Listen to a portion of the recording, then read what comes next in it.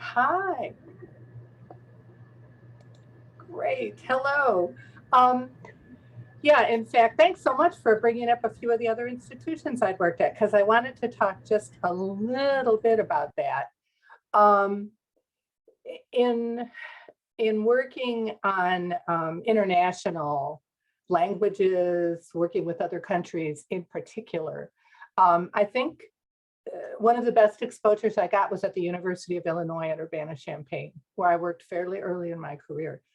We were the largest lending operation in the country at the time. And not only did we lend materials in all languages and request materials in all languages, but we had a large center called the Mortensen Center that frequently brought in um, people from other countries to work in our country for a while. We would send them to other libraries while they were here. We would help them with research projects, et cetera. And because I was an interlibrary loan, I got a lot of exposure to these people.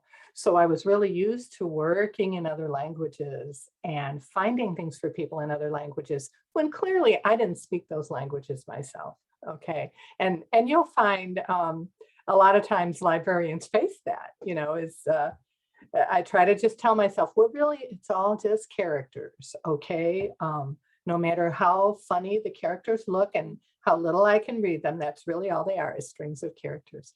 But what I wanted to go through today is kind of a model question where I am looking for something in a language other than English. And I wanted to kind of point out to you what it's like searching in Wayne State's catalog, in Summon, and in MelCat for those materials, as well as WorldCat. To me, WorldCat is the most powerful tool. I use it probably close to every day.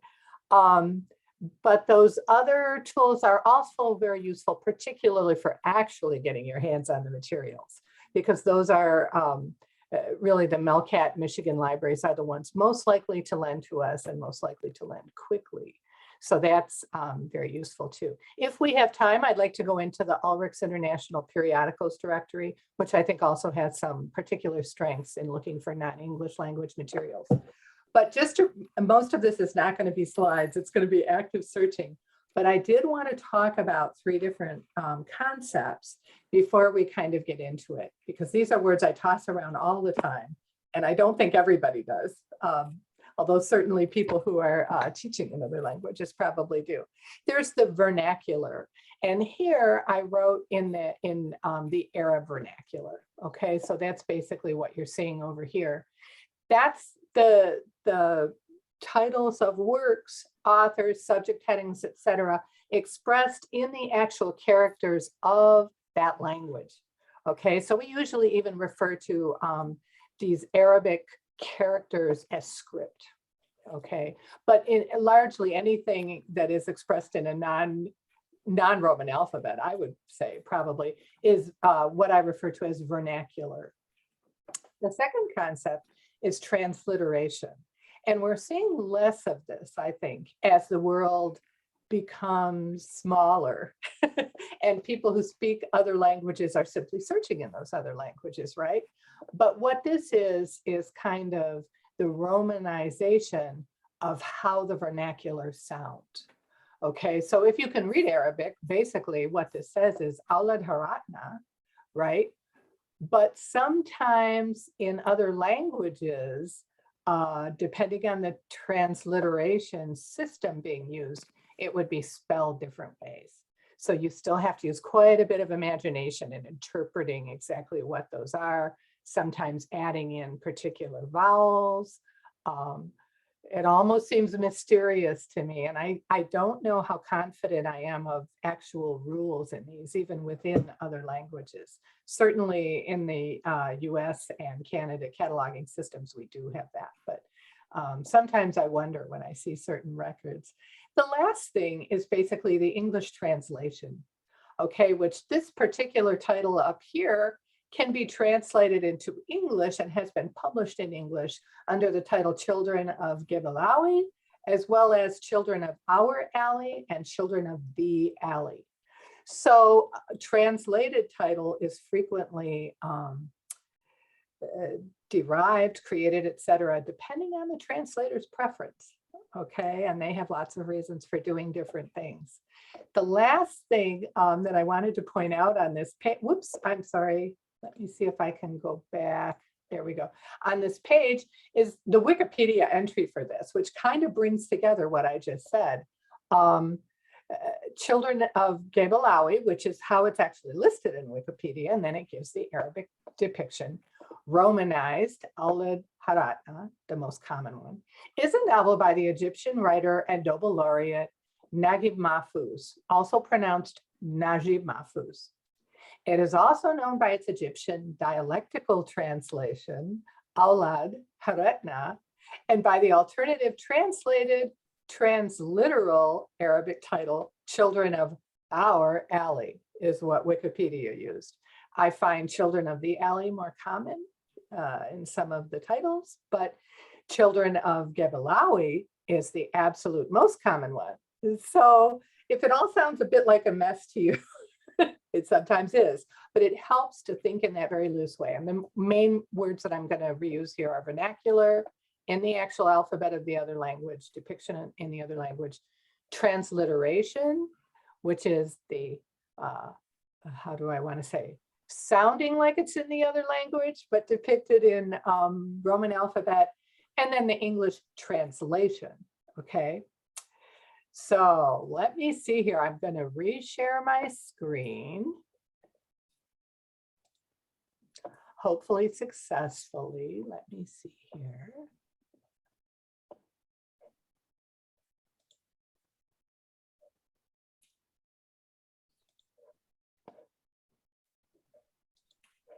This is the Wayne State University's catalog. Wayne State University's portal, and then here is the catalog. What I find really interesting is one of the characteristics of our own catalog that I wanted to point out to you. And that is when you're searching, let's work on a subject like, let's try French literature.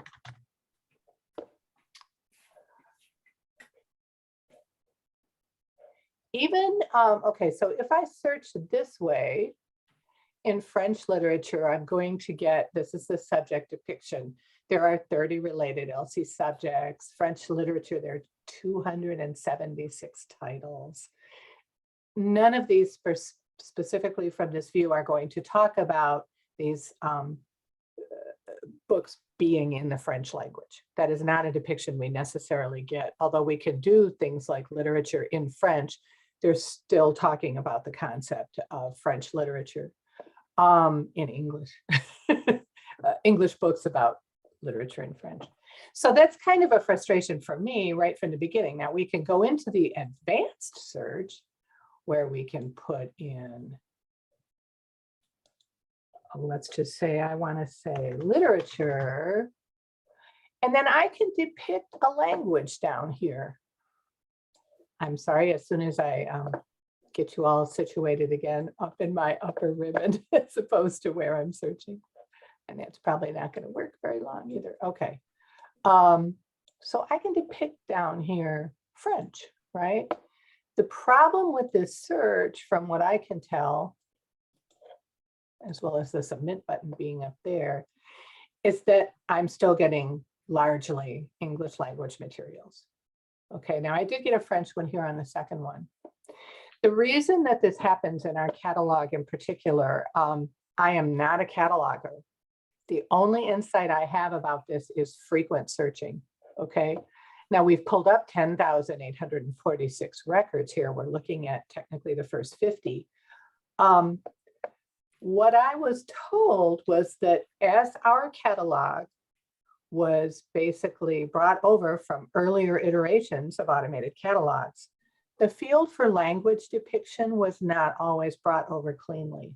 Sometimes it wasn't there at all. You know, you have to realize over the years, did we do a lot of cataloging in other languages? I don't know how much we had. We don't have the majority of our materials in other languages. We definitely have a very English-centric collection. But I think the other problem is to kind of address this when we came over into our innovative interfaces catalog at the time, and we realized that the language fields were not clean in the records we had brought over. What happened is the adjustment that they made for it was to include things like French as a keyword. That's really useful, except you run into an awful lot of people whose last name is French, and French is used as a descriptor a lot in notes and tables of contents and things. So while we may have a large part of the records that say things like in French, or we'll say in French and English, we also have a lot of other things. So it's not a very clean search. And what you'll find is most of the things in here are still in the English language. Okay, so that's a little bit frustrating. So what do we do about that kind of a problem? You know, how can I search for children of the alley in the Arabic language? Do we own it? How can I get a copy from my user? And I use this particular instance of looking for this title. It was one of the first ones I had that really kind of stumped me. I had to do an awful lot of searching.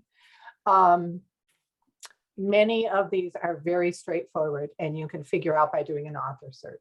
Okay, that's the first thing I go to, especially if I think that the transliterated title might not be clean or be the equivalent of what it is in the other language, because sometimes you can use a keyword and pull things up, and that wasn't working a lot with this title. The other sorts of things that I really tried to do early on, and let me see if I can kind of point out what this is. I searched for things in our own catalog. I did know that the title was fiction. Okay, so I brought up, oops, I did know that the subject heading, I'm sorry, was fiction. I did know that it was a novel. So I could do things like novel or fiction or literature. Okay, and I am putting those in brackets so that I can say I want a search result that has either the word novel or fiction or literature in it.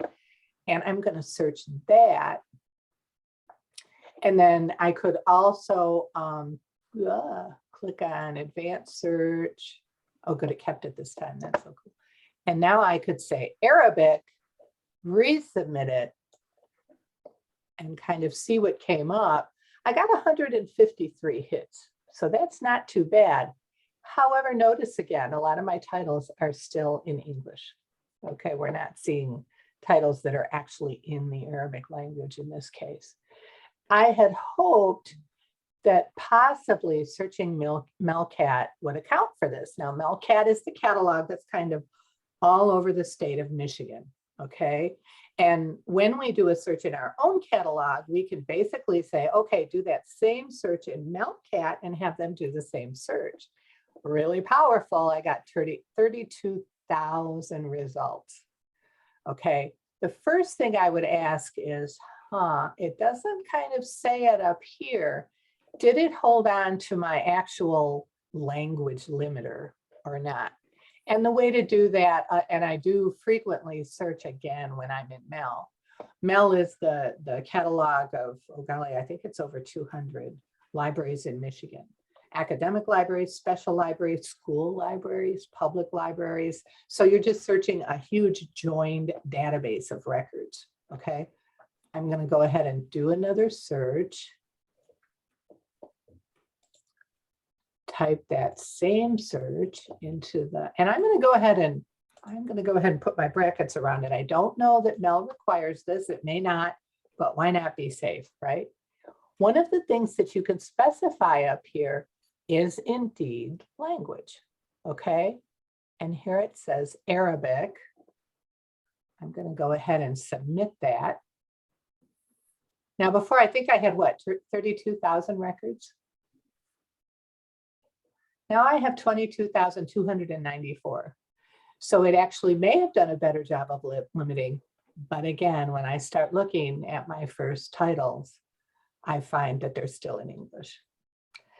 So it didn't do a great job that way. So right away, I automatically look for a more powerful tool in which I can do this, right? Notice also that when I'm searching, even with the limiter Arabic, the computer is still working for the actual words, novel or fiction or literature. So are Arabic records going to necessarily include one of those three words? It depends on how it's been cataloged for English language speakers. Libraries differ on how they do this. We know that our own library would still probably have most of these limiters, but might not have the language one. So the explanations for these, again, are very much imagined by me. I'm not a cataloger. Catalogers could probably explain it much better, but I do have a lot of experience in what I've encountered. And what I have found is that WorldCat is frequently the best way to look for these because of the limitations of our own local catalog and, unfortunately, even MEL. Okay, so let me go ahead and bring up, I'm going to go back to our own homepage, and I'm going to look for the WorldCat database. It's over here in article databases. And basically it's in the W's. I don't have any trouble remembering when I want to search the world that it's called WorldCat. If you ever do, it is in the general and multidisciplinary list. Okay. So you can go down here to WorldCat. It does consist of over 36 million records in all types of materials, books. They do have a few articles, but they're not one of the predominant formats that are in the database. It will also have videos, and it will have dissertations, anything that another library would have cataloged for its users and then decided to share with the world, which most libraries that use WorldCat for cataloging services go ahead and share those records with the world because they want other people to know what they have and they want them to benefit from the richness of their own cataloging. Every institution cannot add things to WorldCat willy-nilly. Even when you have a local book that only you own and you catalog it, it is still put up for review by others in your country that go by an agreed upon set of rules, okay, for completeness, for how things are expressed. And they also have the right to kind of edit that record in consultation with you.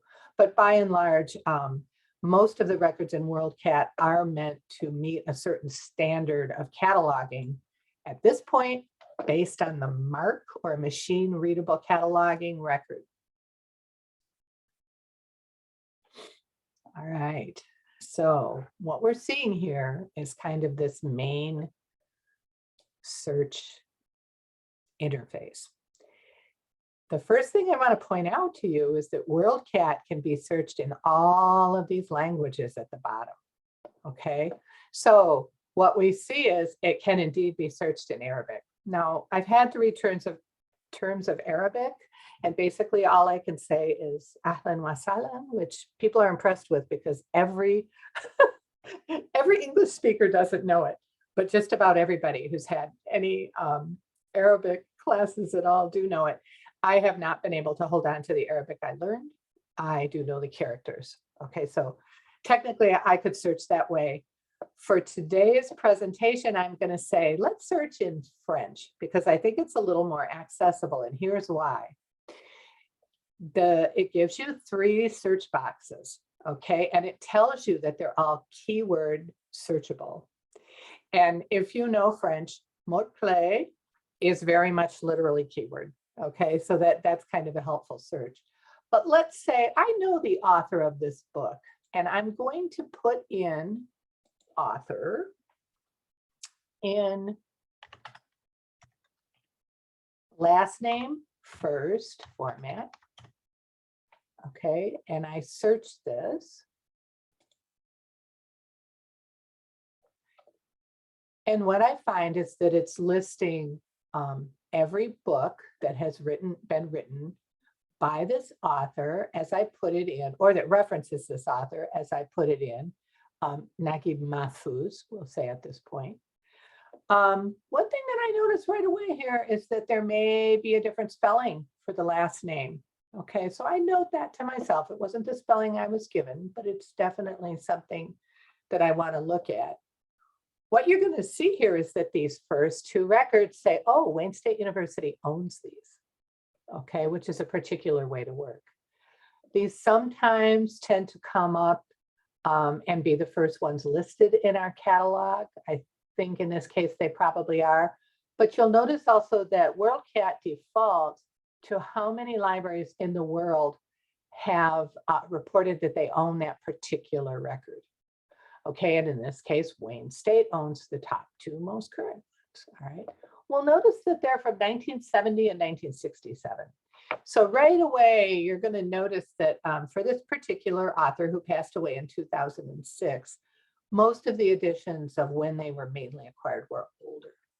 Okay, I can tell that just from this brief record. I got used right away to bring up the full record by clicking on the thing that says list all the libraries that own this. Okay, and because we're here at Wayne State, we see Wayne State as the top one, and then we see the other ones in Michigan. If there aren't a lot in Michigan, we'll sometimes see Ohio and Indiana, I believe, are kind of listed first. And then if we really want to see all of them, we can see all of the libraries that actually own the document. And it brings it up, let me see if it's going to bring it up in a slightly different format. All right, we'll look at it again. Let me see if it'll do it up here. It's not doing that. Oh, okay, good. It is still listing Wayne first and then Michigan. Then it goes right away to Alaska, Alabama. So it's listing all of the US places first. Libraries, of course, can go ahead and specify how these holdings are displayed. And I mean, there's hundreds and hundreds of these things, okay? So I actually want to go back and look at fewer of them. Notice that I can click on Wayne State here. And in this case, it actually brought up my record. It tells me how I could connect to it in Open Library. So this is very nice. And you'll find that it does this for a large number of the libraries that use it, but not every library. Okay, why does that happen? You'll notice it in some of our records too.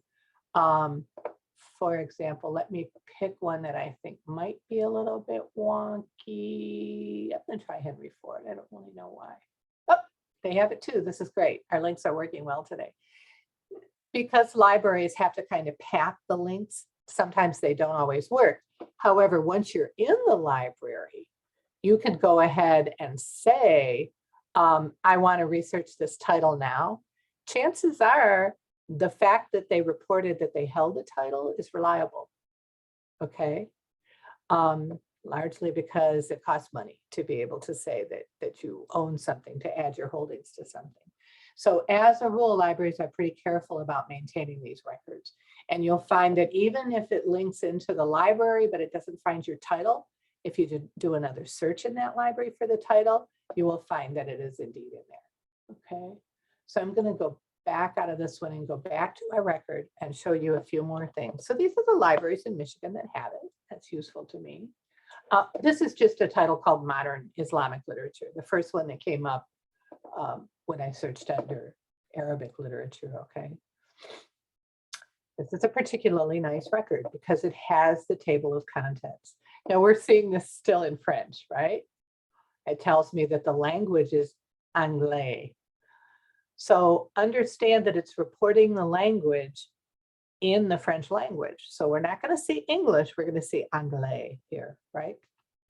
The table of contents of the book, which can be particularly helpful. I get a lot of requests where faculty say, we should have this book in this other language. And I'll say, okay, maybe we should. I usually want to look at the table of contents A lot of times there's a note down here that talks about either some of the review or kind of a summary. This one even tells us it's from the book jacket. These are extremely helpful. Publishers frequently contribute this information because they want the catalogers that end up actually cataloging the book more thoroughly, adding their expertise into it. They want them to have as many things about the book that are going to help sell it as possible. Okay, and they know that WorldCat is a really good place to put that. So usually it is publishers, okay, that are contributing this information. Then what we see here is we see descriptors. Okay, and descriptor is an interesting word. It's very much like our subject heading. However, when we're searching in English, subject heading means Library of Congress subject heading. Okay, going by those very strict AACR catalog rules, you can't assign any heading you want to it, even if you think there's something that's more convenient than the Library of Congress subject heading. You have to use Library of Congress subject headings. And you'll see that this one has picked up Islamic literature, Oriental literature with subheadings on it, as well as keeping them cleanly. This one also has translations into English in it, which I think is very interesting. It's also got the genre ou forme, which I'm not sure exactly how that correlates to which field in English, but it's another area where, for example, here they picked up autobiographies. I, as an English speaker, probably wouldn't have assigned autobiography to this modern Islamic literature from 1800 to the present, even though Naguib Mahfouz is one of its contributors. I probably wouldn't have put autobiographies in there, but perhaps each entry has a little biography in front of it. And they decided to add that in, the French cataloger did. It also gives both ELSI and Dewey call numbers, which is particularly helpful, especially if you're asked, and this comes up a lot, largely I think from librarians and smaller institutions. They'll say, I have the ELSI number for a book, but I need to know how to translate it into Dewey. There are all kinds of translation tables that you can use. This is also a really convenient and reliable way to do it because actual catalogers have looked at this and have assigned those. Okay, so that's helpful. It also kind of tells you, this is not necessarily the only way to get the book from a publisher, but it's a helpful one. It's probably how this particular French library got the book. So they are giving a certain availability statement in there. The thing that's always most helpful to me is the ISBN up here. And you'll see that it gives both the 10-character ISBN and the 13-character ISBN. It's also giving the Bibliothèque Nationale number, which is very meaningful to French libraries. That's so meaningful to us. This particular one also gives the Library of Congress cataloging number. Again, probably picked up from the publisher's record. LCCNs are not used a whole lot anymore for searching, although it is an element that you could use. The most common one is the ISBN, either the 10-character or preferably the 13-character. The 13-character gives you some details about country and things, which aren't necessarily critical in actually searching for the material themselves. But what happened is when we were using the 10 number one, we ran out of numbers. And so therefore the 13 number one can be more useful to us at this point. But that's always a particularly powerful search element because no matter who cataloged the book, no matter what language they cataloged it in, no matter the name, the author depiction of the book, the ISBN is going to be unique to that book. Okay, so it's very, very useful to be able to pick up an ISBN. The other thing I'll point out to you here, you may or may not ever use this, is OCLC actually assigns an accession number to each catalog record. And these are, again, unique. So sometimes when I'm filling out an interlibrary loan request, I will put in the OCLC number, just this whole field, so that the interlibrary loan people do know which record I was looking at when I identified the number. They could certainly fill things themselves. In fact, one of the first things they search is OCLC, but it's a particularly useful thing if you're working in OCLC and you're talking to other people that understand OCLC records. The other thing that I'd point out to you here is that you can actually get this at Wayne State. Now, why would I want to get something that I know we already own? In this case, I know that this particular book is checked in. It's on the shelves in the Pretty Kresge library under this call number. What if it said that it was missing here? Or what if it was already checked out to somebody else and I still wanted to look at a print copy of it? What I could do is go ahead and look at my OCLC record here and say, get it at Wayne State. And it's going to allow me to fill out the interlibrary loan form by requesting full text. Now, and this one is interesting, it's an electronic record. We'll have to see what it does with it. I normally would put in my access ID and password. I have already profiled for this service. So interlibrary loan already knows who I am.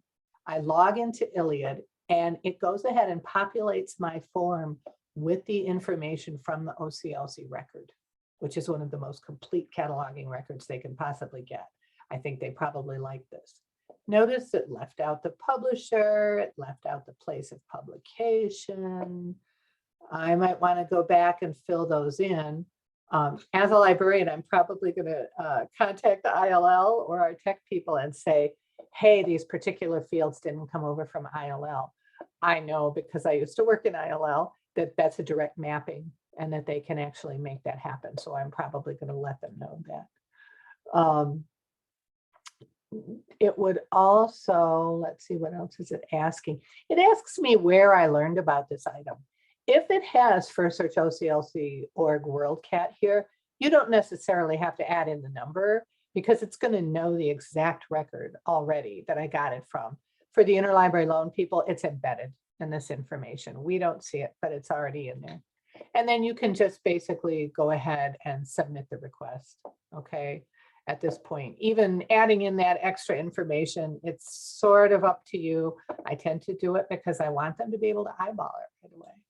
But if it is missing, as long as it's coming over from an OCLC record, you'll probably be okay because they can get back to it.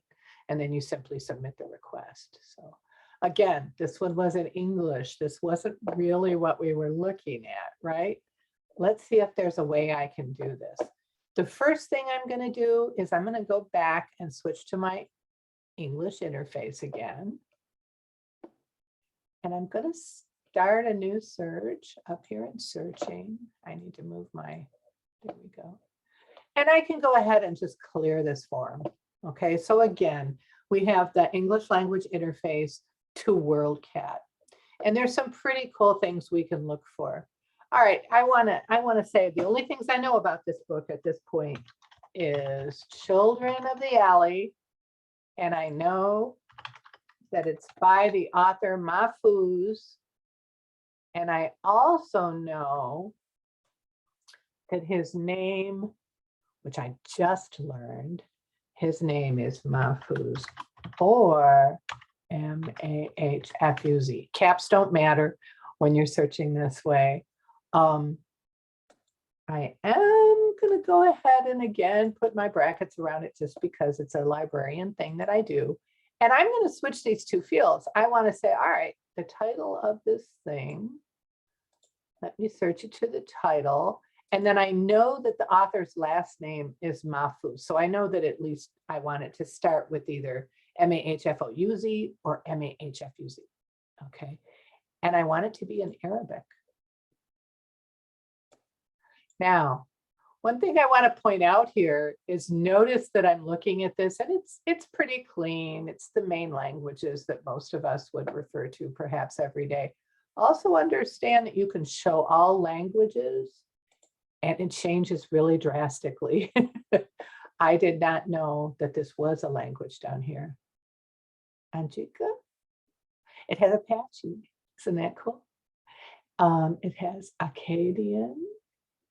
All of these languages that records have been contributed in these languages. Okay, so it gives you an idea of how really powerful this catalog is. It's used all over the world. So catalogers from all over the world have assigned languages to some of these records. Very, very powerful. I'm going to stick with Arabic for now. In fact, I'll show fewer languages down here. Let's see. Still plenty. All right, now I can also limit to specific types of records. And at this point, I know I want books. I'm also willing to pick this up if it's in electronic format. I'm not going to specify that because I'm going to assume that largely these are going to be books. There are some really interesting things. If you're searching for a subject heading, you can say juvenile or not juvenile, which is really helpful. If somebody comes in and says, I would like a juvenile book in Italian for my relative who's visiting, who has children. This is a really powerful thing to do. You can do content, fiction, nonfiction. And in fact, we do know that this is particularly a fiction book. I'm going to change that to fiction. And then the formats here for things like Braille, VHS tape, DVD video, these can all be indicated. I tend to not overdo these sorts of limits. In fact, limit is the thing that's used there when I'm searching. Cataloging, although done very completely, is still done by human beings. And things can be left out of cataloging records in certain cases. So in other words, they might go ahead and put in book, but they might not say in particular that it's in Braille or that it's in large print. So I tend to not necessarily put those in unless it's critical to the edition I'm looking for. I don't want to limit this at this point to the items in my library, although I certainly could. Very useful when you're subject searching. In fact, maybe I should go ahead and, let me clear this for a second. I'm going to go ahead and do this and say Arabic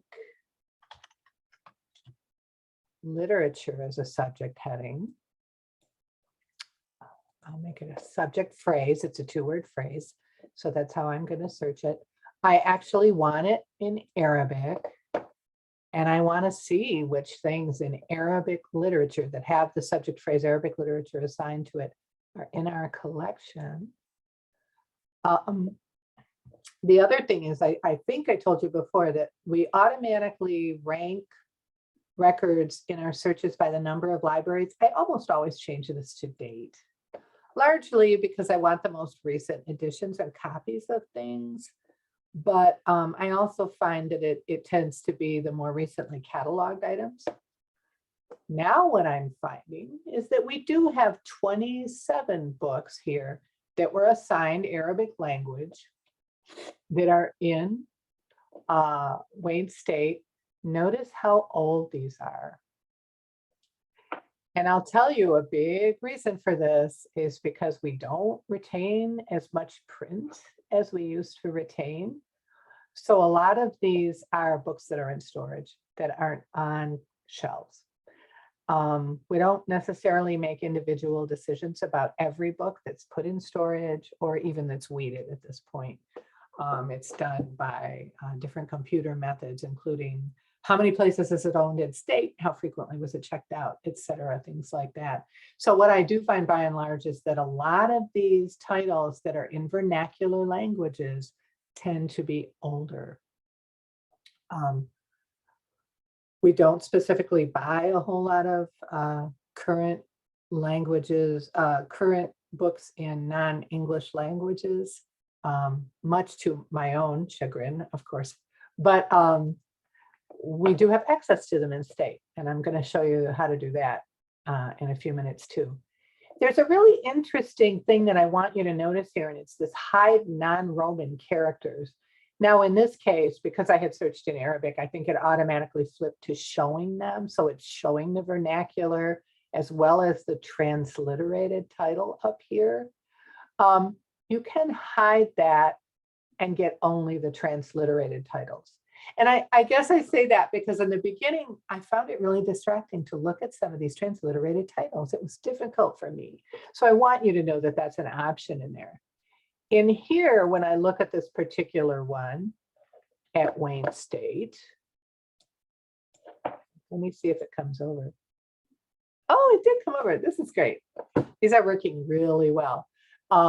Sometimes they don't, and don't be discouraged by that. You simply put in what you know about it again, and you search it, and you can search by things other than the OCLC number, and the title will still come up.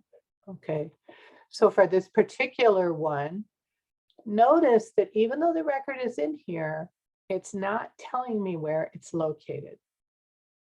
Okay, so this is a cataloging record without local information. The WorldCat button does appear, so I can go ahead and click WorldCat. I find the actual record, which I believe, was it 1973? I thought it was older than that. This is a case where it actually might have been pulled out of WorldCat. I'm a little bit worried because the year isn't working, but let me try this one. There it is, 1996. See how it'll say no copies currently available? So in here, even though Wayne State and the University of Michigan are both reporting it, we have no local holdings in that particular record. And the University of Michigan has it shelved in the Bureau, which is kind of a repository library, under this call number, but they have marked it as non-requestable. So it doesn't show up in Mel in either way as being requestable. I can look at the other title that came up in there. Again, one library owns it. Again, it's the University of Michigan, a slightly different call number, but it's not requestable. Notice that there are multiple records in WorldCat for this actual item. Okay, so I knew to hone in on this one because of the subheading not being in our record. But for example, let me look at this one from 1979. Again, no copies available, again at University of Michigan. So they're cataloging the various editions that they have of that title, but you can actually do quite a bit of shopping around here, right? And kind of look for these under different ways.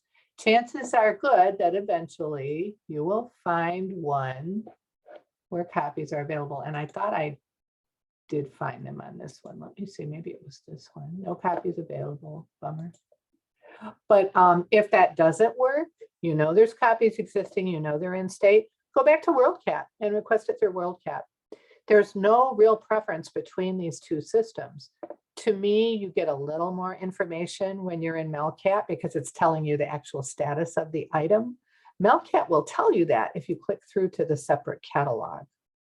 Okay, I know that our interlibrary loan people probably prefer in-state libraries or mostly in-state libraries before they go out of state, but that's not necessarily true for every kind of title. And we may have preferred partners that we loan with all the time that are out of state. And they apply those formulas, they know who those people are. So I'm gonna go back to first search again. I knew that we owned it in this case. Let me see what else was in here. Now it's showing me without showing the non-Roman characters. Now it's going to show them again. What's really cool about this too is I can copy this phrase. This is fancy stuff, I always think. Go back up to my search statement. Now I know that I copied the title because I know where that's located on the record. That can be a little bit tricky in the beginning. I should have explained that, sorry. But I can actually put those vernacular characters in here. They show up and I can search them. How powerful is that? Now in this case, it only brought up the one record. All right, so there may be some nuance about this record. Maybe it's the comma in front of it. I'm not sure what's unique about it, but it did only bring up the one record. Usually if there's many records cataloged under that, it's just as likely to bring up multiple records. So this is pretty powerful. And even though I don't know exactly what the title of this is in Arabic, I can locate records in it and I can determine who owns it. Okay, so let's keep looking a little bit more. I'm going to check. Oh my goodness, my time. This is terrible. I'm going to check a little bit more for Children of the Alley again. Well, what I wanted to show you, let me see. I'm going to go back to our catalog for a minute and tie this particular one up. When I was looking in the catalog, what I ended up doing was I switched to that other spelling of mahfuz. They also depict this way, but I'm maybe that was what it was. This is the difference between Egyptian dialect and modern standard Arabic, the way they're pronounced, Najib and Nagib. So I think, let me see how many things we had come up this way. Okay, we had 41 entries. Adrift on the Nile, Arabian Nights. And no, he did not write Arabian Nights, by the way. I did find that Children of Gibalawi was in our catalog. So I could find it in English in our catalog. Okay. And in fact, I could even find the transliterated title, although it was still telling me that we only had English copies of it. Okay. Let me see what that next one was down there. Yeah, again, just English copies, although we did pick up the cataloging and the transliterated title. What I did is when I searched WorldCat, what I found was that they had cataloged a whole lot more titles in here. And in fact, I'm going to copy that really quickly. I could do another search starting over. WorldCat. I actually want the advanced search and now it's not bringing it up. I'm going to try that. Yeah. Mel has both searching that we default to and WorldCat Classic. And I do find it more helpful to bring up WorldCat Classic. And it worries me a lot that it's not allowing me to get to that advanced search. Because I can't indicate the language here. Let's see if we can do it this way. Oh, all right. I've run through this twice in the last 2 days, and it did indeed allow me to depict the language in the advanced search. Now it's not offering me the possibility. Let's see what it says under filter. Aha. Look at down here. I can put language. Let's see what it'll do this way.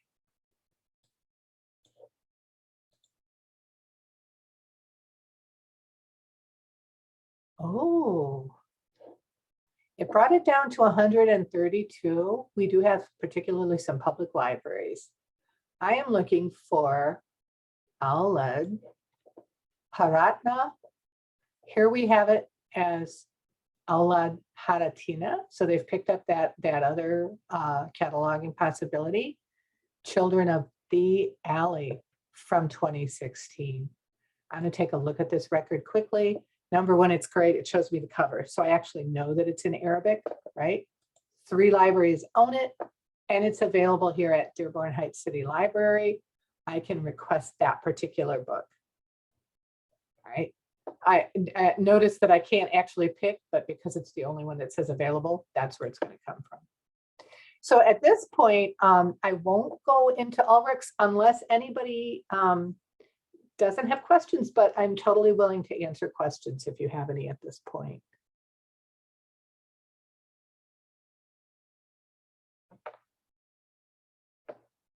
All right, I'm going to go ahead and slip into that one real quickly. It's a quick search.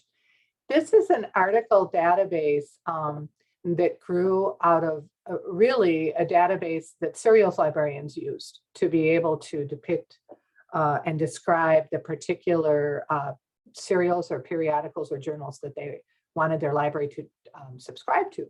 It's called Ulrich's International Periodicals Directory. It grew out of that particular need. I have to say that I'm from Wayne State, and this is a totally new interface. I like to use advanced searching. I usually have a title, or more importantly, an ISSN, which is in essence the ISBN or social security number for journals. So that's usually what I'm searching for in here. But I could also search, let's see, for the subject, and I'm going to say international literature, subject keyword. Okay. And I'm going to say at this point, any language, and I think I have to come down here and actually search. What I find most interesting about this is it's got all of the countries in which these are published. It gives you the title. So I've got like Europa Review here. What I like about this is when you click on a particular title, you can bring up all of the information that is in this database about this. And what's really cool about it is not only does it give you all the particulars of the, the description, the cataloging record, it's giving you official subject headings, etc. It will also give you the website URL, which is not in this one, which is kind of weird. It's down here. Okay, so that's going to be the website for this particular journal. They usually have the most current issues table of contents. Frequently, they'll allow you to go back into other content. Sometimes they'll offer you things for free and you can get into things. The other very cool thing that's in here, I don't think it's showing me everything yet.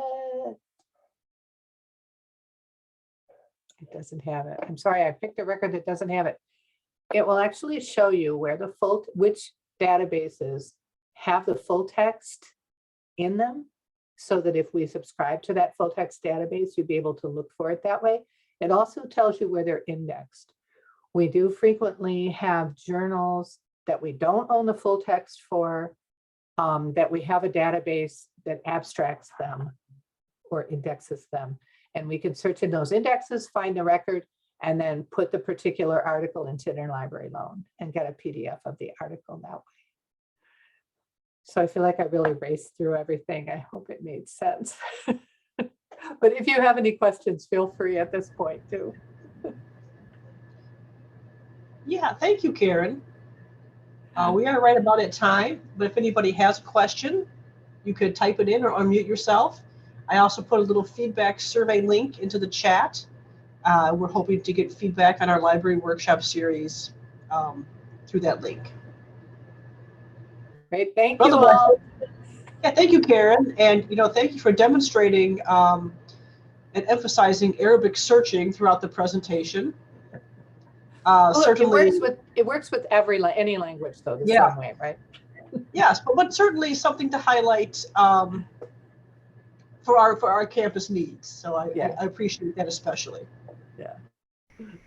And thank you guests for joining us today. Thank you all.